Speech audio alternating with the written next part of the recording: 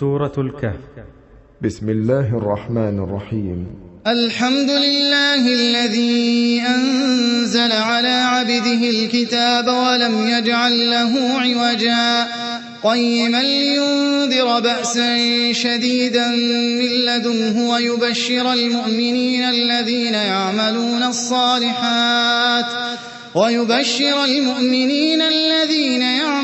الصالحات أن لهم أجرا حسنا ماكثين فيه أبدا وينذر الذين قالوا اتخذ الله ولدا ما لهم به من علم ولا لآبائهم كبرت كلمة تخرج من أفواههم إن يقولون إلا كذبا فلعلك باخع نفسك على آثارهم إن لم يؤمنوا بهذا الحديث أسفا إنا جعلنا ما على الأرض زينة لها لنبلوهم أيهم أحسن عملا وإنا لجاعلون ما عليها صعيدا جرزا أم حسبت أن أصحاب الكهف والرقيم كانوا من آياتنا عجبا إذ أوى الفتية إلى الكهف فقالوا ربنا آتنا من لدنك رحمة وهيئ لنا من أمرنا رشدا فضربنا على آذانهم في الكهف سنين عددا ثم بعثناهم لنعلم أي الحزبين أحصى لما لبثوا أمدا نحن نقص عليك نبأهم بالحق إنهم فتية آمنوا بربهم وزدناهم هدى وربطنا على قلوبهم إذ قاموا فقالوا ربنا رب السماوات والأرض لن ندعو من دونه إلها لقد قلنا إذا شططا هؤلاء قوم اتخذوا من دونه آلهة لولا يأتون عليهم بسلطان بين فمن أظلم ممن افترى على الله كذبا وإذ اعتزلتموهم وما يعبدون إلا الله فأووا إلى الكهف ينشر لكم ربكم من رحمته ويهيئ لكم من أمركم مرفقا وترى الشمس إذا طلعت تزاور عن كهفهم ذات اليمين وإذا غربت تقرضهم ذات الشمال وهم في فجوة منه ذلك من آيات الله من يهد الله فهو المهتد ومن يضلل فلن تجد له وليا مرشدا وتحسبهم أيقاظا وهم رقود ونقلبهم ذات اليمين وذات الشمال وكلبهم باسط ذراعيه بالوصيد لو اطلعت عليهم لوليت منهم فرارا ولملئت منهم رعبا وكذلك بعثناهم ليتساءلوا بينهم قال قائل منهم كم لبثتم قالوا لبثنا يوما أو بعض يوم قالوا ربكم أعلم بما لبثتم فابعثوا أحدكم بورقكم هذه إلى المدينة فلينظر أيها أزكى طعاما فليأتكم برزق منه وليتلطف ولا يشعرن بكم أحدا إنهم إن يظهروا عليكم يرجموكم أو يعيدوكم في ملتهم ولن تفلحوا إذن أبدا وكذلك أعثرنا عليهم ليعلموا أن وعد الله حق وأن الساعة لا ريب فيها إذ يتنازعون بينهم أمرهم فقالوا ابنوا عليهم بنيانا ربهم أعلم بهم قال الذين غلبوا على أمرهم لنتخذن عليهم مسجدا سيقولون ثلاثة رابعهم كلبهم ويقولون خمسة سادسهم كلبهم رجما بالغيب ويقولون سبعة وثامنهم كلبهم قل ربي أعلم بعدتهم ما يعلمهم إلا قليل فلا تمار فيهم إلا مراء ظاهرا ولا تستفت فيهم منهم أحدا ولا تقولن لشيء إني فاعل ذلك غدا إلا أن يشاء الله واذكر ربك إذا نسيت وقل عسى أن يهديني ربي لأقرب من هذا رشدا ولبثوا في كهفهم 300 سنين وازدادوا 9 قل الله أعلم بما لبثوا له غيب السماوات والأرض أبصر به وأسمع ما لهم من دونه من ولي ولا يشرك في حكمه أحدا واتل ما أوحي إليك من كتاب ربك لا مبدل لكلماته ولن تجد من دونه ملتحدا واصبر نفسك مع الذين يدعون ربهم بالغداة والعشي يريدون وجهه ولا تعد عيناك عنهم تريد زينة الحياة الدنيا ولا تطع من أغفلنا قلبه عن ذكرنا واتبع هواه وكان أمره فرطا وقل الحق من ربكم فمن شاء فليؤمن ومن شاء فليكفر إنا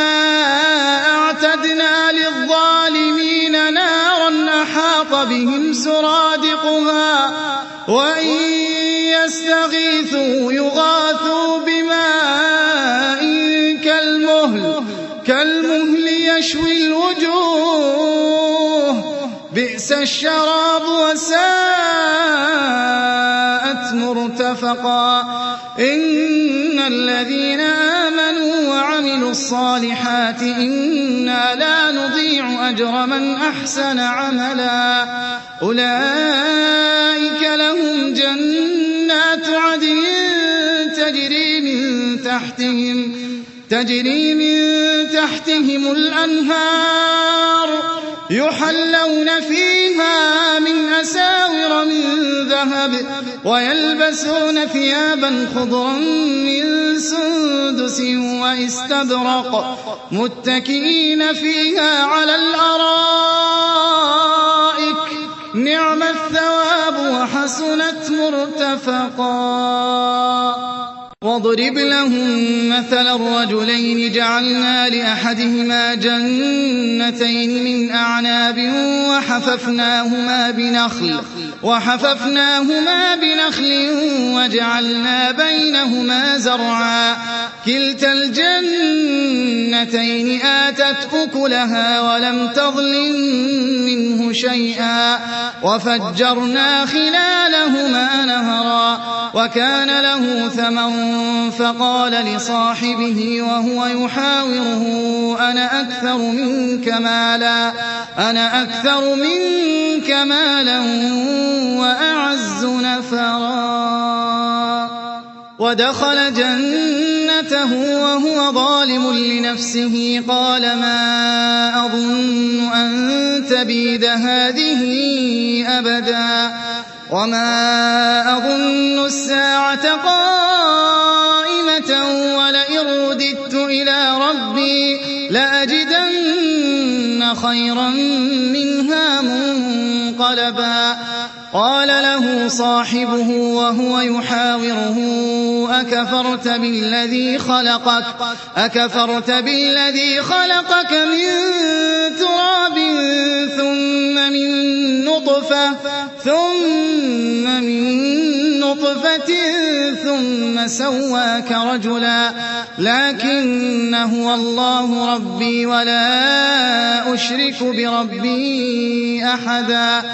ولولا إذ دخلت جنتك قلت ما شاء الله لا قوة إلا بالله إن ترني أنا أقل منك مالا وولدا فعسى ربي أن يؤتيني خيرا من جنتك ويرسل عليها حسبانا من السماء فتصبح صعيدا زلقا أو يصبح ماؤها غورا فلن تستطيع له طلبا وأحيط بثمره فأصبح يقلب كفيه على ما أنفق فيها وهي خاوية على عروشها ويقول يا ليتني لم أشرك بربي أحدا ولم تكن له فئة ينصرونه من دون الله وما كان منتصرا هنالك الولاية لله الحق هو خير ثوابا وخير عقبا واضرب لهم مثل الحياة الدنيا كماء أنزلناه من السماء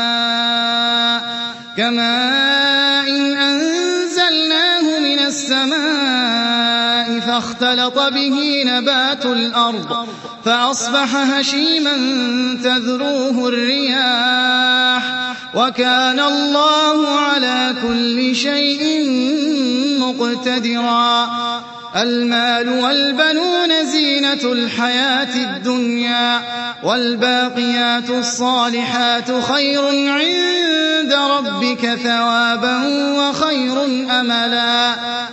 ويوم نسير الجبال وترى الأرض بارزة وحشرناهم فلم نغادر منهم أحدا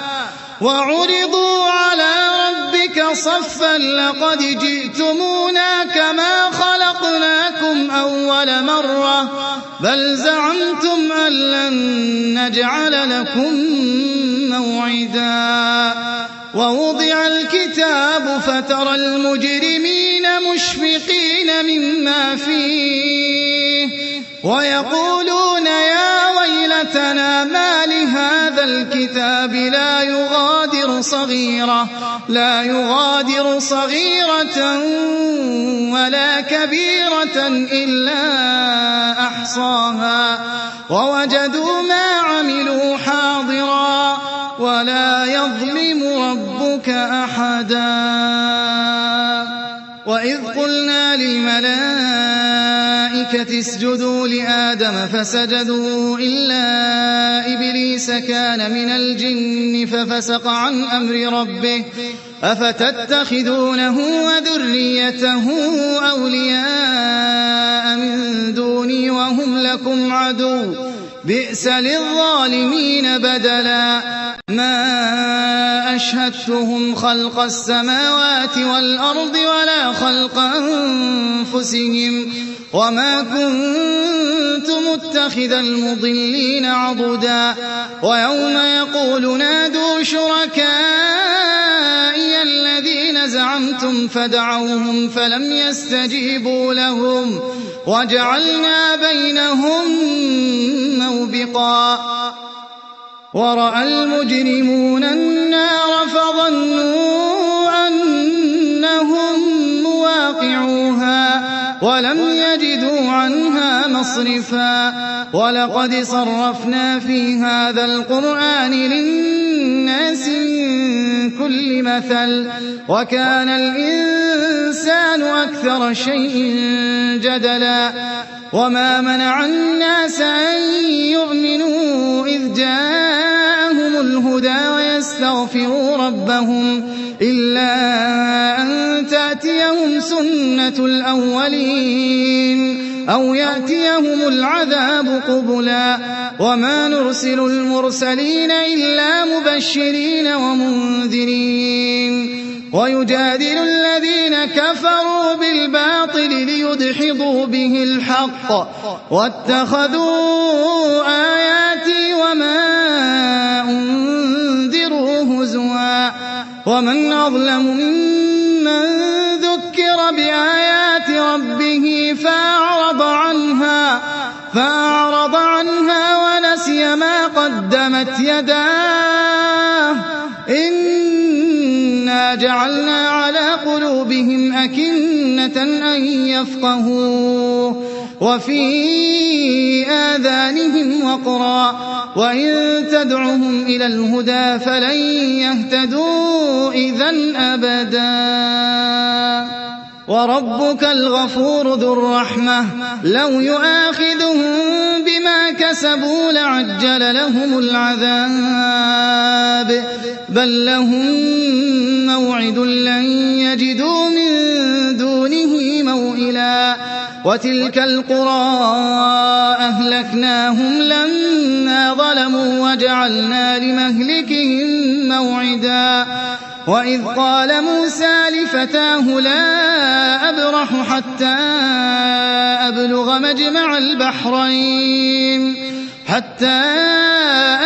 مجمع البحرين أو أمضي حقبا فلما بلغا مجمع بينهما نسيا حوتهما فاتخذ سبيله في البحر سربا فلما جاوزا قال لفتاه آتنا غداءنا لقد لقينا من سفرنا هذا نصبا قال أرأيت إذ أوينا إلى الصخرة فإني نسيت الحوت وما أنسانيه إلا الشيطان أن أذكره واتخذ سبيله في البحر عجبا قال ذلك ما كنا نبغي فارتدا على آثارهما قصصا فوجدا عبدا من عبادنا آتيناه رحمة من عندنا وعلمناه من لدنا علما قال له موسى هل أتبعك على أن تعلمني مما علمت رشدا قال إنك لن تستطيع معي صبرا وكيف تصبر على ما لم تحط به خبرا قال ستجدني إن شاء الله صابرا ولا أعصي لك أمرا قال فإن اتبعتني فلا تسألني عن شيء حتى أحدث لك منه ذكرا فانطلقا حتى إذا ركبا في السفينة خرقها قال أخرقتها لتغرق أهلها لقد جئت شيئا إمرا قال ألم أقل إنك لن تستطيع معي صبرا قال لا تؤاخذني بما نسيت ولا ترهقني من أمري عسرا فانطلقا حتى إذا لقيا غلاما فقتله قال أقتلت نفسا زكية بغير نفس لقد جئت شيئا نكرا قال ألم أقل لك إنك لن تستطيع معي صبرا قال إن سألتك عن شيء بعدها فلا تصاحبني قد بلغت من لدني عذرا فانطلقا حتى إذا أتيا أهل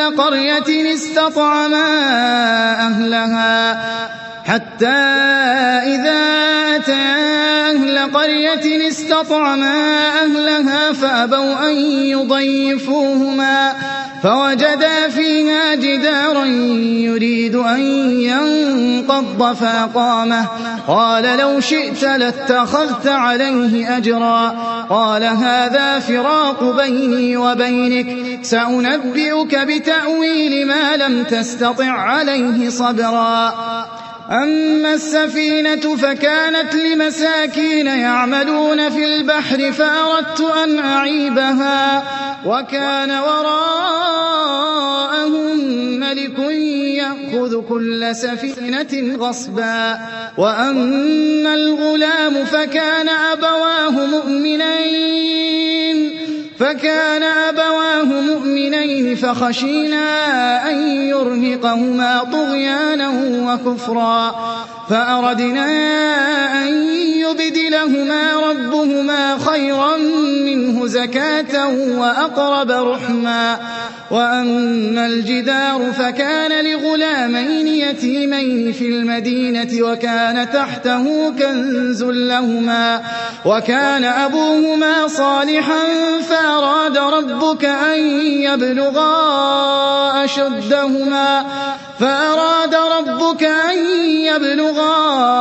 أشدهما ويستخرجا كنزهما رحمة من ربك وما فعلته عن أمري ذلك تأويل ما لم تسطع عليه صبرا ويسألونك عن ذي القرنين قل سأتلو عليكم منه ذكرا إنا مكنا له في الأرض وآتيناه من كل شيء سببا فأتبع سببا حتى إذا بلغ مغرب الشمس وجدها تغرب في عين حمئة ووجد عندها قوما قلنا يا ذا القرنين إما أن تعذب وإما أن تتخذ فيهم حسنا قال أما من ظلم فسوف نعذبه ثم يرد إلى ربه فيعذبه عذابا نكرا وأما من آمن وعمل صالحا فله جزاء الحسنى وسنقول له من أمرنا يسرا ثم أتبع سببا حتى إذا بلغ مطلع الشمس وجدها تطلع على قوم لم نجعل لهم من دونها سترا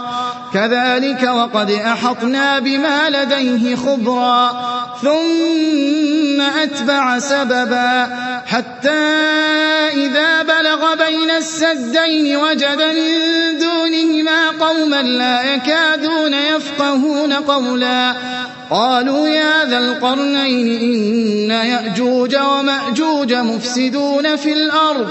فهل نجعل لك خرجا على أن تجعل بيننا وبينهم سدا قال ما مكني فيه ربي خير فأعينوني بقوة أجعل بينكم وبينهم ردما آتوني زبر الحديد حتى إذا ساوى بين الصدفين قال انفخوا حتى إذا جعله نارا قال آتوني أفرغ عليه قطرا فما استطاعوا أن يظهروه وما استطاعوا له نقبا قال هذا رحمة من ربي فإذا جاء وعد ربي جعله دكا وكان وعد ربي حقا وتركنا بعضهم يومئذ يموج في بعض ونفخ في الصور فجمعناهم جمعا وعرضنا جهنم يومئذ للكافرين عرضا الذين كانت أعينهم في غطاء عن ذكري وكانوا لا يستطيعون يستطيعون سمعا أفحسب الذين كفروا أن يتخذوا عبادي من دوني أولياء إنا أعتدنا جهنم للكافرين نزلا قل هل ننبئكم بالأخسرين أعمالا الذين ضل سعيهم في الحياة الدنيا وهم يحسبون أنهم يحسنون صنعا أولئك الذين كفروا بآيات ربهم ولقائه